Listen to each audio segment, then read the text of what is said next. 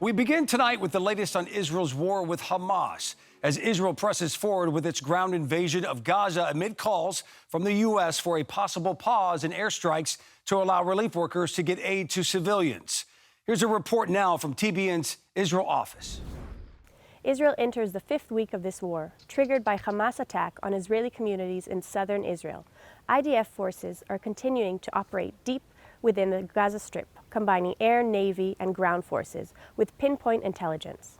Last Friday, American Secretary of State Antony Blinken arrived at the Israel War Cabinet meeting. After the meeting, Israel clarified, until all abductees return to Israel, I will not agree to a ceasefire. I want to make clear Israel's position regarding a ceasefire. Just as the United States would not agree to a ceasefire after the bombing of Pearl Harbor or after the terrorist attack of 9/11, Israel will not agree to a cessation of hostilities with Hamas after the horrific attacks of October 7th. On that stormy afternoon, Nasrallah, the head of Hezbollah, gave a speech. In conclusion, it was understood from his words that this is currently a war of Hamas. After Nasrallah's speech, Bibi Netanyahu said, "There is no ceasefire as long as the abductees are with them." Calls for a ceasefire are calls for Israel to surrender to Hamas, to surrender to terrorism, to surrender to barbarism. That will not happen. On Sunday, Antony Blinken met in Ramallah with the chairman of the Palestinian Authority, Abu Mazen, and reiterated that the U.S. commitment to providing humanitarian aid and renewing essential services to the Gaza, as well to promoting dignity and security for both Palestinians and Israelis. Abu Mazen urged that there must be an immediate ceasefire and that humanitarian aid must be allowed to enter the Gaza Strip. Sunday, the IDF forces attempted to open the humanitarian corridor on the Salah ad-Din route in the Gaza Strip between 1 p.m. and 4 p.m. I want to be clear. The IDF adjusted our ground operations to keep the corridors from the north to the south open. But Hamas is attacking our forces, like yesterday, that opened this corridor.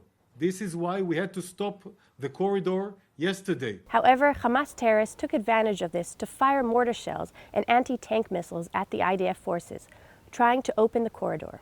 On Sunday afternoon, Admiral Daniel Hagari, the IDF spokesperson, exposed intelligence showing the extent of which Hamas exploits hospitals in the Gaza Strip.